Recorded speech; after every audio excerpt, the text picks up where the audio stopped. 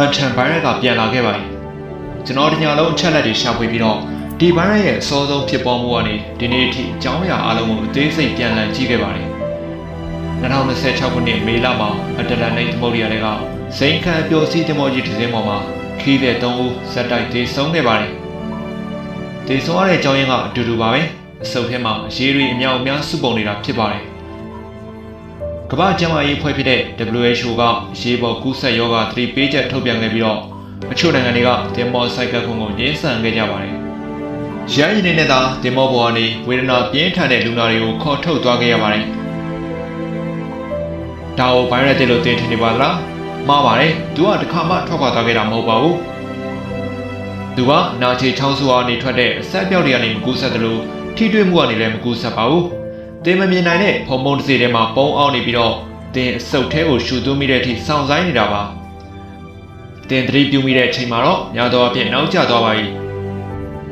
ကိုရီးယားစစ်မြေပြင်မှာဟန်ထန်ဘိုင်းရက်ဟာကုလသမဂ္ဂစစ်တီအမြောက်များကိုဇက်တိုက်ချားနာစေခဲ့ပါတယ်။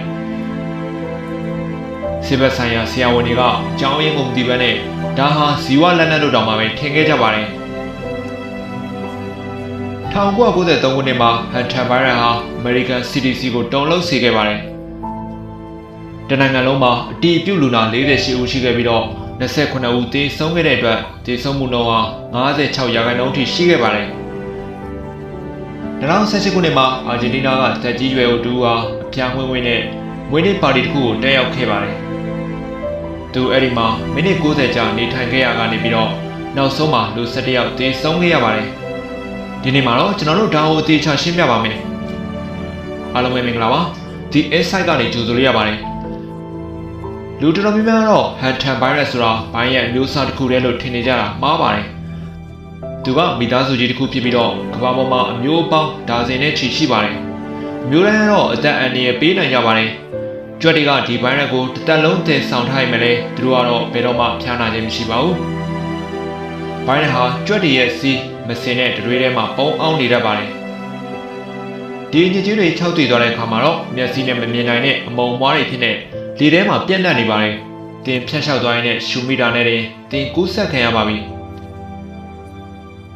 ကြွက်ကင်စရာမလိုပါဘူး။လိမ့်ဆန်နဲ့လည်းထိတွေ့စရာမလိုပါဘူး။ကြာရှည်စွာပိတ်ထားတဲ့ကိုတောင်တစ်ခုကိုတန်ရှင်းရေးလုပ်ပြီးတော့ဒါမှမဟုတ်တောင်ပေါ်ကတစ်သားရည်လေးမှာတညတာအိမ်မယုံနေနေမယ်တင်ကူးဆက်ခံရနိုင်ပါတယ်။ဒီဘိုင်းကခေတ်သစ်ဆေးပညာနယ်ပယ်တွေကိုစစ်ပွဲတစ်ခုကနေစတင်ဝင်ရောက်လာခဲ့တာပါ1950ပြည့်လွန်တဲ့တွေကကိုရီးယားစစ်မြေပြင်ကကုလသမဂ္ဂတပ်ဖွဲ့တွေထဲမှာထူးဆန်းတဲ့ယောဂတစ်ခုရုတ်တရက်ပေါ်ပေါက်လာခဲ့ပါတယ်စစ်တီတွေကအပြင်းဖြားတက်ပြီးတော့ကြောက်ကက်ပျက်စီးကအရှူရှူသေးဆုံးကုန်ကြပါတယ်ဆရာဝန်တွေကလက်မိုင်းချခဲ့ရပြီးတော့အဲဒီအချိန်မှာရုတ်တိရှိဆုံးယူဆချက်ကတော့ဇီဝလက်နက်ပါပဲ1988ခုနှစ်ကျမှဒေပပညာရှင်တွေကကိုရီးယားနိုင်ငံဟန်ထန်မြစ်အီးကကြွက်တွေရဲ့ခန္ဓာကိုယ်တွေကနေပြီးတော့ဒီဘိုင်းရက်ကိုခွဲထုတ်နိုင်ခဲ့ပြီးတော့ဟန်ထန်ဘိုင်းရက်လို့တရားဝင်အမည်ပေးခဲ့ပါတယ်။ဒါဟာလူသားတွေကဒီလူသက်သမားကိုပထမဆုံးအကြိမ်နဲ့အမည်ပေးခဲ့တာပါ။ဒါပေမဲ့ပို့ပြီးတော့ပြင်းထန်တဲ့ရိုက်ခတ်မှုတွေကနောက်ွယ်မှာကြံ့ရစ်နေပါသေးတယ်။1993ခုနှစ်မှာအမေရိကန်နိုင်ငံနယူးမက္ကဆီကိုပြည်နယ်မှာအသက်20ကျော်အရွယ်ကျန်းမာတန်ဆွမ်းတဲ့နာဘာဟိုလူမျိုးအမျိုးသားတူဟာရုတ်တရက်လဲကျပြီးတော့တက်ရှူလမ်းကြောင်းဆိုင်ရာချိုးယွင်းမှုနဲ့တေဆုံးသွားပါတယ်။ရက်အနေငယ်ကြာမှာတော့သူ့ရဲ့ဆေးသက်ထားတဲ့သူဟာသူ့ရဲ့ဇာပနာပွဲကိုသွားတဲ့လမ်းမှာပဲလဲကျတေဆုံးသွားခဲ့ပါတယ်။တေဆုံးရတဲ့အကြောင်းရင်းကတော့အတူတူပါပဲ။အစုပ်ထဲမှာရေတွေအပြည့်ဖြစ်နေတာပါ။ CDC ကတော့လုံးဝတုံ့လောက်သွားပြီးတော့ကူးစက်ရောဂါဗေဒပညာရှင်တွေအများများဟာအဲ့ဒီဒေသကိုရောက်ရှိလာခဲ့ပြီးတော့ဒီအခန်းကိုစုံစမ်းခဲ့ကြပါတယ်။အဲဒီလိုမိုးရွာသွန်းမှုကြောင့်ကြွက်ကောင်ကြီးအဆမတန်တိုးပွားလာခဲ့ပြီးတော့သူတို့ရဲ့အညီကြီးတွေကနေဖြစ်ပေါ်လာတဲ့အမုံမွားတွေကိုလူတွေကရှူရှိုက်မိခဲ့ကြတာပါတိပ္ပံပညာရှင်တွေကတော့ဗိုင်းရပ်စ်တစ်ခုကိုအတည်ပြုနိုင်ခဲ့ပြီးတော့ Synombre နာမည်မရှိတဲ့ဗိုင်းရပ်စ်လို့အမည်ပေးခဲ့ပါတယ်ဘာလို့လဲဆိုရင်တော့အလွန်ကြောက်စရာကောင်းလို့ဘလို့အမည်ပေးရမှန်းမသိလို့ပ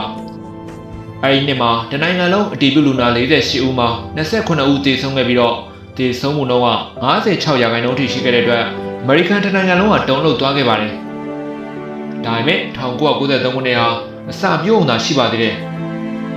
1995ခုနှစ်မှာတော့အာဂျင်တီးနားတောင်ပိုင်းကသိပ္ပံပညာရှင်တွေဟာတေဆုံးသူတယောက်ရဲ့ခန္ဓာကိုယ်တွေကနေဗိုင်းရပ်စ်တစ်ခုကိုခွဲထုတ်နိုင်ခဲ့ပြီးတော့အန်တီဗိုင်းရပ်စ်လို့အမည်ပေးခဲ့ပါတယ်။ ဒီအမည်ရဲ့နောက်ွယ်မှာတော့ဟန်တန်ဘိုင်ရက်မိသားစုရဲ့အကြီးမားဆုံးလျှို့ဝှက်ချက်ရှိနေပါတယ်1996ခုနှစ်မှာအနီးနားကဘော့ဆန်မြို့လေးမှာလူဦးရေ16ဦးကူးစက်ခံရမှုဖြစ်ပွားခဲ့ပါတယ်ကူးစက်ရောဂါဗေဒပညာရှင်တွေကကူးစက်မှုမှတ်တမ်းတွေကိုပြန်လည်ကြည့်တဲ့အခါမှာပုံမှန်မဟုတ်တဲ့အချက်တစ်ခုကိုလည်းတွေ့ရှိခဲ့ပါတယ်တချို့လူနာတွေဟာလိမ့်ဆန်နေတဲ့လုံးဝထိတွေ့ခဲ့ခြင်းမရှိတာပါတခုတည်းသောရှင်းပြချက်ကတော့လူတူကနေတူကိုကူးစက်ခြင်းပါဒါဟာဟန်တန်ဗိုင်းရပ်စ်သမိုင်းတစ်လျှောက်ပထမအဆုံးအကြိမ်ဖြစ်ပါတယ်တခြားဟန်တန်ဗိုင်းရပ်စ်တွေဟာလူကိုကူးစက်ပြီးရင်အဲ့ဒီလူမှာပဲလမ်းဆုံးသွားပြီးတော့ဆက်လက်မကူးစက်နိုင်တော့ပါဘူးအန်ဒီစ်ဗိုင်းရပ်စ်ကတော့ဒီစည်းကမ်းကိုချိုးဖောက်ခဲ့ပါတယ်ဒါကြောင့်လဲ2018ခုနှစ်ကဝင်းနေပါတီဟာအိမ်မက်ဆိုးတစ်ခုဖြစ်ခဲ့ရတာပ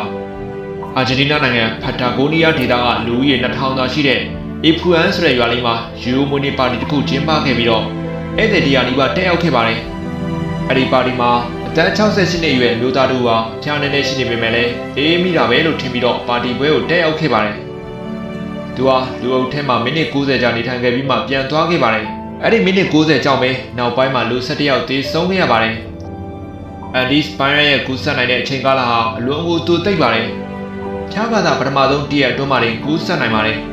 ်လူနာကိုယ်တိုင်ကဘာမှမခံစားရသေးပါနဲ့အေးမိတာလိုပဲထင်နေချိန်မှာဗိုင်းရပ်ကတော့သူတို့ရဲ့အသက်ရှူလမ်းကြောင်းကထွက်တဲ့အရည်တွေထဲမှာအမြောက်အများရှိနေပါပြီတင်ကသူနဲ့နေနီးကက်ကက်ရှိနေမယ်စကားပြောမယ်အသက်ရှူမယ်ဆိုရင်တော့ဗိုင်းရပ်ကတင်းရဲ့ခန္ဓာကိုယ်ထဲကိုရောက်သွားပါပြီ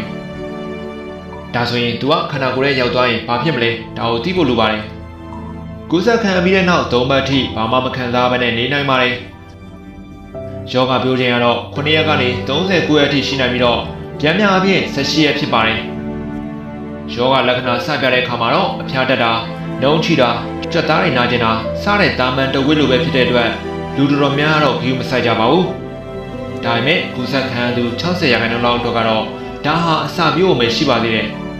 နောက်ထပ်နာရီနဲ့ငယ်တော့မှအဆုတ်ထဲကသွေးကြောတွေကနေအရည်တွေအမြောက်အများဆင်းထွက်လာပြီးတော့အဆုတ်လေးတွေဟာအရည်တွေနဲ့ပြည့်လည်သွားပါတယ်။တင်ဟာခန္ဓာကိုယ်တွင်းထဲကနေရေနစ်နေသလိုခံစားရမှာပါ။သွေးပြားဟာရုတ်တရက်ကျဆင်းလာပြီးတော့နှလုံးမှာပျက်စီးတတ်ပါတယ်။ဒီလိုအခြေအနေဆိုးလာတဲ့ဖြစ်စဉ်ဟာနာရီပိုင်းအတွင်းမှာပဲဖြစ်သွားနိုင်ပါတယ်။ပိုပြီးထူးခြားတာကတော့တင်ကငယ်ရွယ်လေးကျန်းမာလေးခုခံအားစနစ်ပိုကောင်းလေးခန္ဓာကိုယ်ရဲ့တုံ့ပြန်မှုကပိုပြီးတော့ပြင်းထန်လေပါပဲ။ဘာလို့လဲဆိုရင်တော့တင်ကိုဖျက်ဆီးနေတာဗိုင်းရပ်တစ်ခုတည်းမဟုတ်ဘဲနဲ့တင်းရဲ့အပြင်းထန်လှုပ်လှုပ်နေတဲ့ကိုခံအားစနစ်ကလည်းပါဝင်နေလို့ပါအန်ဒီစ်ဗိုင်းရပ်ရဲ့သေဆုံးမှုနှုန်းဟာ30ရာခိုင်နှုန်းကနေပြီးတော့40ရာခိုင်နှုန်းထိရှိနိုင်ပါတယ်တီးတန့်ကုသဆေးဆိုတာမရှိသေးပါဘူးဒါပြင်ကာဝယ်ဆေးလည်းမရှိပါဘူးဆရာဝန်တွေလုပ်ပေးနေတာကတော့အသက်ရှူစက်တက်ပြီးတာအောက်ဆီဂျင်ပေးတာနဲ့စောင့်ကြည့်အောင်ပဲတက်နိုင်ပါတယ်ဒါဟာကျွန်တော်တို့ကို2026ခုနှစ်မေလက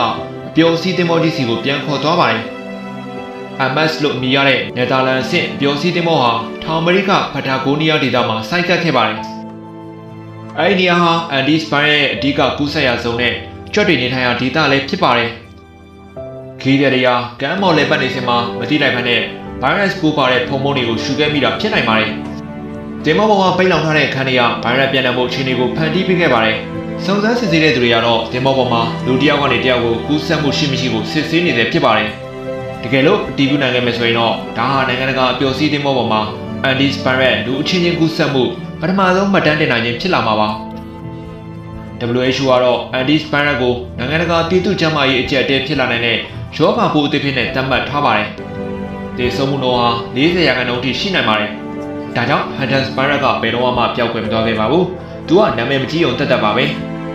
ပုံနွေးတဲ့ဆောင်းရာသီကြောင့်ကြွက်တွေအားပိုတက်ရှိလာသလိုလွန်မင်းမိုးရွာသွန်းမှုတွေကလည်းဗိုင်းရပ်ရှိတဲ့ကြွက်တွေကိုလူတွေနေထိုင်ရာဒေသတွေကိုမောင်းနှင်ပို့ဆောင်ပေးနေပါတယ်။ဂျာတိတို့ပြောင်းလဲမှုတွေကလူနဲ့ဗိုင်းရပ်ကြားအကွာအဝေးကိုပို့ပြီးတော့နီးကပ်စေပါတယ်။သူကဆွန်ပစ်ကိုတောင်တောင်းနေမှာတောင်ပေါ်တစ်သားအိမ်ရဲ့ကျမ်းမြင့်ကြားတွေမှာတင်ခါလိုက်တဲ့ဖုံဖုံဟောင်းတွေထဲမှာပုံအောင်နေတတ်ပါတယ်။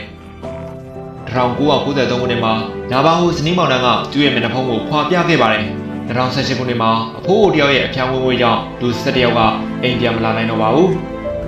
ဒီလိုပါပဲ2026ခုနှစ်မှာတော့သူဟာစိန်ခံအပျော်စီးသင်္ဘောပေါ်မှာ WHO ရဲ့အရေးပေါ်သတိပေးချက်တွေနဲ့ဒီအခုကြည့်နေတဲ့ဗီဒီယိုထဲမှာလည်းပေါ်လာခဲ့ပါပြီခင်ဗျာဟုတ်ကဲ့ပါအခုတင်ဆက်ပေးကြတာတော့လက်ရှိဖြစ်ပျက်နေတဲ့ဟန်တန်ဗိုင်းရပ်စ်နဲ့ပတ်သက်တဲ့ပူးဒရာတွေကိုတင်ဆက်ပေးကြတာလည်းဖြစ်ပါတယ်ခင်ဗျာကျွန်တော်တို့ရဲ့ channel လေးကို like and subscribe လုပ်ထားဖို့အတွက်လည်းတောင်းဆိုအပ်ပါတယ်ခင်ဗျာကြည့်ရှုအားပေးကြတဲ့အတွက်ပရိသတ်တွေအားလုံးကိုကျေးဇူးအထူးပဲတင်ရှိပါတယ်ခင်ဗျာ